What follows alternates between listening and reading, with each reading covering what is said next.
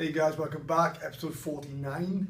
Last week we talked a little bit about getting your shoulders moving normally and the force couple between your shoulder girdle and your shoulder blade with your humeral movement in your arm.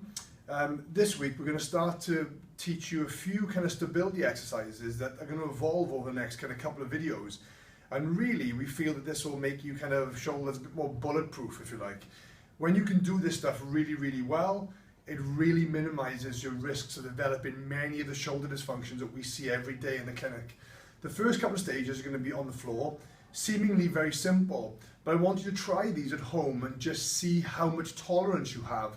You'll probably be surprised how difficult some of these are and how inefficient you are and unable you are to hold for any kind of duration.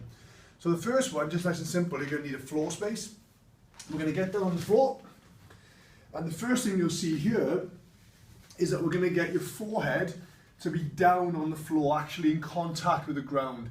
This is really important to kind of allow the upper part of the neck muscles up here to be less active. And what we don't want is for these big powerful muscles up top here to become overactive and start pulling your shoulder up towards the ear. You'll see the movement now, but just bear that in mind. So the first thing is, your forehead's going to be on the ground, arms by my side. And the first challenge here is going to be setting my shoulders and holding for at least a minute. So I'm going to set my shoulders. I'm first of all going to engage my stomach and my rib cage position as we discussed in previous episodes. I'm getting that all active, my bum is nice and tight. I am then pushing my hands down towards my shoes and then I'm drawing my shoulders back into position whilst keeping my tummy tight. And I'm going to hold. And that's relaxed down. That's stage one, okay?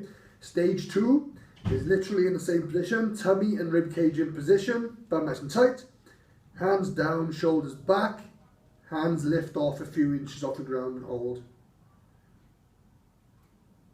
And you hold there. You hold, keep it engaged fully throughout the movement.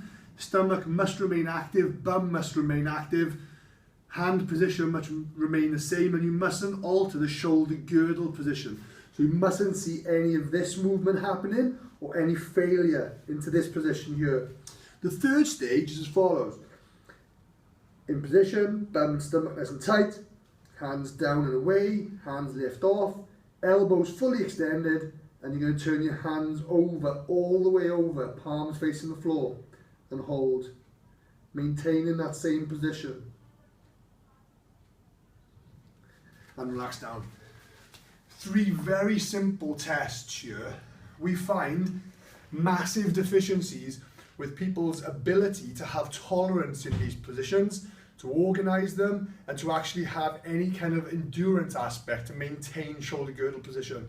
We're going to evolve these positions through varying degrees of range and make it more dynamic, challenging you a little bit to a process that we give out to weightlifters quite a lot, which is relative shoulder stability for positional relative barbell holding and overhead positions. Give these three tests a go. As a minimum, you should be able to hold each one for a minute. Once you can do the first one, progress to the second one. Once you can do the second one, progress to the third one. You'll be surprised perhaps how difficult some of these are. As always guys, let us know what your comments are and be sure to catch the next progression on the next episode. Cheers.